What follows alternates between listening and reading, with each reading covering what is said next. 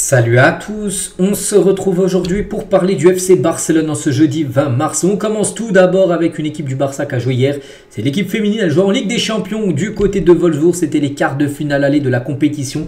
Et voici le résultat, magnifique victoire des joueuses du FC Barcelone, victoire 4-1. Elles prennent une sacrée option quand même pour se qualifier pour les demi-finales. Donc match retour semaine prochaine, mais cette fois-ci à Barcelone avec un avantage de 3 buts. Donc ça sent très bon, j'ai dit, la qualif. Donc en plus elles ont totalement dominé le match, 75% de possession de balle, 27 tirs, 8 tirs cadrés, 4 buts marqués. L'équipe de Wolfsburg, c'est seulement 0.10 en XG, c'est seulement 25% de possession de balle, c'est seulement 4 tirs, 2 tirs cadrés.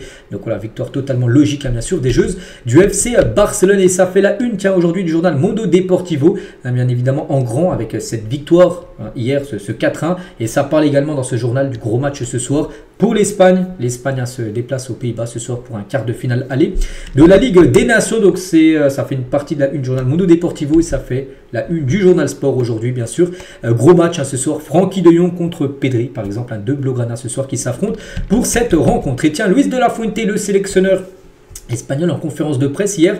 Donc tout d'abord, il a exclu Ferran Torres, donc l'attaquant du Barça, qui a marqué un doublé dimanche dernier contre l'Atlético. Donc il a exclu Ferran Torres pour le match de ce soir contre les Pays-Bas en raison d'un coup et a déclaré qu'il serait disponible pour le match retour dimanche à Valence. Donc le match retour, mais cette fois-ci en Espagne contre les Pays-Bas. Il sera bien là, mais pour ce soir, en gros, il est forfait. Voilà, il n'est pas là, il a reçu un coup, il n'est pas 100%, il ne jouera pas.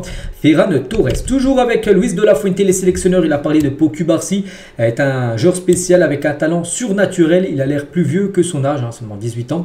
Il a joué beaucoup de matchs pour son âge. Bien sûr, il doit s'améliorer, mais il est très prêt. En gros, il est très prêt ce soir et peut-être qu'il commencera titulaire. Je ne sais pas, j'ai pas vu la compo probable, mais ça se peut qu'il ait du temps de jeu ce soir. Le jeune espagnol. Il a parlé aussi de Lamine Yamal, Luis de la Fuente. Donc, il a ce qu'il faut pour être un grand joueur. Il n'a que 17 ans. Il va avoir du mal et il va falloir l'aider. Nous profiterons d'un joueur légendaire. S'il ne souffre pas de blessure, il marquera une nouvelle ère. C'est vrai que s'il n'y a aucune blessure, enfin, s'il n'y a que des petites blessures mineures de sa carrière, il fera, c'est à coup sûr, une très grande carrière, bien sûr. Lamine Yamal, c'est sûr. Et toujours avec Lamine, avez-vous reposé Lamine Yamal pendant cette trêve? Parce qu'il va lui donner un peu de repos. Les bons joueurs jouent toujours. C'est difficile de jouer sans un joueur comme Lamine Yamal. Donc en gros, Lamine devrait certainement commencer titulaire les deux rencontres parce qu'il est tellement important. C'est un joueur cadre de l'Espagne. Donc il ne prévoit pas en gros de mettre Lamine Yamal sur le banc et lui donner du repos. Toujours avec Luis de la Fuente, il a parlé de Pedri et Dani Olmo. Donc Pedri peut jouer à des postes plus avancés. Olmo a de la polyvalence, il peut jouer un peu partout, donc dans n'importe quelle position d'attaque. Pedri a ce contrôle au milieu de terrain et Dani brille dans le dernier tiers du terrain. Donc ça se peut que ce soir les deux pourraient commencer titulaire. Enfin Pedri, je pense que c'est sûr titulaire. Dani Olmo, on verra. Voilà toutes les déclarations de Luis de la Fuente avant le match contre les Pays-Bas. Et tiens, Marc Cucurella qui est du côté de l'Espagne, qui pourrait lui commencer titulaire, revenir au Barça. N'oublie pas qu'il est au Barça à l'époque. Maintenant je crois qu'il est à Chelsea. La vérité c'est que je n'y pense pas en ce moment. Je vais bien et je profite de ce moment. Voilà, tu me profites de la sélection, il profite de Chelsea, mais pour l'instant il n'y pense pas, même si peut-être dans un coin de sa tête, ça le trotte peut-être de refaire un jour son retour au FC Barcelone. Toute autre chose, on va parler de Marc Bernal. Souvenez-vous, ce tout jeune milieu de terrain qui avait joué en tout début de saison. Malheureusement, il s'est fait la terrible blessure, les ruptures, ligaments croisés. Bonne nouvelle, parce qu'il va commencer à s'entraîner sur le terrain dans les prochains jours, ça y est. Il est très proche, enfin il a déjà bien rétabli. Il va pouvoir commencer à courir, tout ça. Donc ça c'est une bonne nouvelle. Après, est-ce qu'il va rejouer cette saison? Je ne sais pas, j'en sais rien. Mais voilà, revoir un joueur qui est blessé de longue date, reprendre l'entraînement, et ça fait toujours plaisir. Des nouvelles d'Ansu Fati, pour son père ça passe pas. C'est que Fati, les gars, on sait que sa situation est très délicate. Le père d'Ansu Fati a exprimé sa déception à l'égard du conseil d'administration de Barcelone. Le camp de Fati pense que le joueur mérite plus de chances, en gros, de prouver sa valeur, en gros plus de chances de jouer. C'est ça qu'il joue pratiquement jamais. Il donne tout ce qu'il a pendant l'entraînement, mais il n'a pas encore reçu de récompense. Et pour le père de Fati, comprend pas en gros que son fils, voilà, enfin, il sait que son fils se donne à 100%. Peut-être son fils dit à son père, moi je donne à 100%, mais il ne me fait pas jouer l'entraîneur. Après, le gros problème pour Fati, c'est la concurrence, les gars. Quand on voit le Barça, plus de 135 buts marqués depuis le début de saison, un rouleau compresseur avec du Lamine Yamal, Rafinha, Lewandowski, tu veux le faire jouer ou Ansu Fati? Après oui, il pourrait de temps en temps, quand il y a des victoires 3-4-0, il reste 20 minutes à jouer, tu peux lui donner un peu 5-10 minutes à jouer. Bon, après c'est Flick qui décide, Flick il a des choix, il préfère faire rentrer des joueurs comme Ferran Torres, comme Fermin Lopez, ces joueurs-là, plutôt que Fati, parce que c'est vrai que dans la hiérarchie maintenant des joueurs qui rentrent en cours de jeu, il est très loin derrière.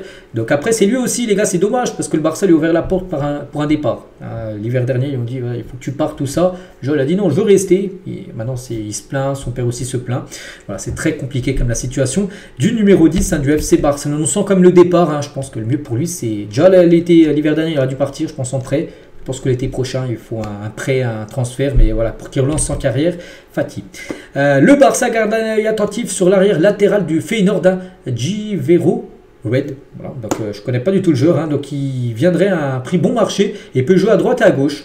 Latéral droit, latéral gauche, c'est un joueur polyvalent, un joueur qui peut être utilisé un peu partout, donc c'est un joueur très intéressant pour le FC Barcelone, donc à nous à se souvenir. Frenkie de Jong, donc la blessure que j'ai eue la saison dernière, maintenant je suis en pleine forme. Je n'ai plus du tout de douleur à la cheville parce qu'il était longtemps blessé à la cheville. Puis des fois, il revenait et il disait je ne peux pas jouer à 100%, j'ai encore cette douleur à la cheville. Maintenant, il dit que la cheville, les gars, il n'a plus du tout de douleur. Ça, c'est une bonne nouvelle. C'est peut-être pour ça qu'on retrouve le bon Frenkie de Jong là sur les derniers mois. Donc voilà, concernant Frenkie, qu'on verra ce soir contre l'Espagne. Cubarsí, il y a le joueur que je signerai pour le Barça. Donc lui, il a dit Julián Alvarez, l'attaquant de l'Atlético Madrid. S'il pouvait le faire venir au Barça, ça serait magnifique pour lui.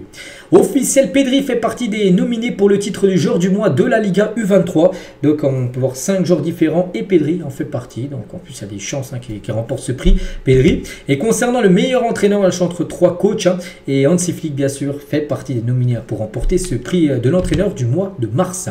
Aujourd'hui les gars, parce que là c'est marqué demain mais c'est une info d'hier, donc aujourd'hui la RFEF, donc la Fédération Espagnole de Football, décidera si le match Barça-Osasuna aura bien lieu le 27 mars. Pour l'instant ça a été fixé au 27 mars, mais vous avez dit, le Barça fait appel, Osasuna fait appel. Donc aujourd'hui, on connaîtra vraiment la date fixe. Ça se peut que ça reste le 27 mars. Donc si la date est maintenue au 27 mars, donc dans maintenant 7 jours, la semaine prochaine, jeudi prochain. Donc le match Bilbao-Osasuna, normalement qui doit se jouer le 28 mars, donc le vendredi, le lendemain, sera déplacé au 30 mars. Voilà, donc sera déplacé un peu comme le Barça contre Girona qui jouera le dimanche. Voilà, en gros, voilà, tout est dit. On saura tout aujourd'hui. Morata, donc Pedri est incroyable. Il joue comme s'il avait 40 ans. Il y a des joueurs qui ont besoin de beaucoup de temps pour gérer la pression, mais pas lui. Voilà, Morata, il sait que, bien sûr, Pedri, c'est une sacrée pépite dans le football. On revient 3 ans jour pour jour en arrière, c'était un 20 mars également en 2022. Et le Barça de Xavi, c'est un match de Liga, battait le Real Madrid 4-0 Bernabéu. Souvenez-vous, il y avait eu un but, ou je sais plus, un but ou 2 buts de Aubameyang. Il a même fait une célébration avec une boule Dragon Ball Z. Et c'était il y a 3 ans jour pour jour ce match-là. Donc voilà, ça a été une victoire 4-0, mais pas qu'en octobre dernier. Le Barça de nouveau s'est imposé 4-0 au Real Madrid en Liga. Alejandro Grimaldo, donc j'ai grandi à la Masia, donc au centre de formation, et Barcelone est le club où j'ai grandi en tant que joueur et en tant que personne. J'ai toujours rêvé d'atteindre l'équipe première de Barcelone et c'est toujours mon rêve. Bon, actuellement, il est au Bayer Leverkusen, mais il était à la Masia avant, un peu comme Cucurella, qu'on parlait tout à l'heure, qui est également défenseur gauche. Donc lui, voilà, son rêve, il le dit. Clairement, les gars, ce serait de revenir au FC Barcelone, de réussir en équipe première. Jordi Masip, quand Ter Stegen s'est blessé, le Barça a envisagé de me recruter. Cela aurait été beau de revenir et de prendre ma retraite dans le club où j'ai commencé, concernant cet ancien gardien du Barça. Donc cependant, il cherchait un gardien de but avec une expérience européenne, quelque chose que je n'avais pas. Et du coup, ça n'a pas pu se faire concernant le retour de Jordi Masip. On va parler de Lamine Yamal. Bon, Lamine, les gars, on sait qu'il a des stats incroyables. Et c'est vrai que si on compare avec les U17, que des joueurs de 17 ans, en Europe, les gars, donc il y a Lamine Yamal et les autres. Donc Lamine, il a 30 buts et passes D en 38 matchs. Donc après le deuxième, c'est Nwaneri, donc un attaquant de 17 ans d'Arsenal, 9 buts et passes D cumulés. On passe de 30 à 9. Après, il y a des joueurs qui sont à 3, 2, 2. Voilà. Il y a Lamine Yamal et les autres joueurs bien sûr de 17 ans. Il y a seulement 2 ans et demi, Rafinha jouait encore pour Leeds United et il signait du côté du FC Barcelone quelques jours après. Et depuis bien sûr on sait l'importance qu'il a. N'oubliez pas quand il est arrivé c'était très compliqué parce que jouait lié droit. Et il y avait Ousmane Dembélé à l'époque qui était plutôt titulaire, lui remplaçant, donc il jouait très peu. Bien sûr Rafinha était souvent sur le banc. Il y avait même des fois des rumeurs qu'il allait partir. Et du coup il a persévéré, il est resté. Et puis maintenant on sait l'importance qu'il a bien évidemment Rafinha. Et certains ont voulu vendre Rafinha l'été dernier. Après la saison, enfin l'été 2024, et du coup il est resté. Je pense que voilà, je pense qu'il a pris la très bonne décision d'être resté, surtout quand on voit le niveau qu'il montre chaque week-end. Cubarsí vit toujours à la Masia, donc j'habite toujours à la Masia, le centre de formation du FC Barcelone. Donc il a des chambres pour 2 personnes, mais en équipe première on peut utiliser une chambre individuelle avec son propre lit, sa propre salle de bain. Voilà, donc il pourrait, là il est riche bien sûr, il se fait des gros salaires, il peut potentiellement prendre un appart, une maison comme il veut, mais lui continue à habiter du côté de la Masia. Voilà, donc mais après il a sa chambre individuelle parce que des joueurs peut-être de 13-14 ans dans le centre de formation du Barça Barça, des chambres à 2. Donc lui, il a seulement sa chambre tout seul pour Cubarsí. On va parler de ça. Donc l'été dernier, après que Nico Williams ait décidé de rester à l'Athletic Bilbao, on s'en souvient. Donc le Barça s'est cherché un plan B. Ils sont intéressés à Désiré Doué, qui était du côté du Stade Rennais, le jeune français. Donc Deco, un directeur sportif du Barça, mais vraiment le joueur, mais les restrictions du fair play financier du FC Barcelone rendaient un accord impossible. Et du coup, ça n'a pas pu se faire. Mais si le fair play aurait été OK, feu vert, ça n'aurait pas eu de problème. Et peut-être Désiré Doué, avant de signer, peut-être au lieu de signer au PSG l'été dernier, il aurait peut-être signé du côté du FC Barcelone. Dommage, ça n'a pas pu se faire. L'agent de Chesney, donc Ter Stegen est content à Barcelone et Barcelone est content de Chesney. Nous parviendrons à un accord très facilement. Ce n'est pas peut-être pas encore le moment de parler d'un renouvellement, mais il n'y aura aucun problème pour parvenir à une entente. Voilà, donc le Barça prendra une décision en fin de saison, mais bon, on pense que la décision sera prise très prochainement par rapport à prolonger une saison de plus, bien sûr, le gardien polonais, même avec l'arrivée de Ter Stegen, le retour de Ter Stegen, il sera peut-être le numéro 2, Chesney, saison prochaine. Lui, ça le dérangera, bien sûr, pas du tout. Et on finit, les gars, aussi avec le programme. C'est que je vais parler beaucoup des sélections, tout ça. Et un petit coup d'œil, les gars, par rapport au prochain match. Donc, un match, voire deux, bien sûr. Le match contre Osasuna sera aujourd'hui s'il est maintenu. Et le match le 30, qui sera le dernier match du mois, contre les voisins de Girona pour clôturer, bien sûr, les matchs de ce mois de mars. Donc voilà, les gars, ce qu'il y a à dire. J'espère que ça vous a plu. On se retrouve demain. Demain, on parlera de quelques performances. Il y a Pedri qui joue ce soir, il y a Lamine Yamal, il y a Frenkie de Jong, il y a peut-être Pau Cubarsí, il y a peut-être Dani Olmo. Il y a Jules Koundé avec l'équipe de France qui joue ce soir. Donc voilà, il y aura pas mal de matchs, de performances des joueurs du Barça à parler demain. Et je vous souhaite une très bonne journée et à demain.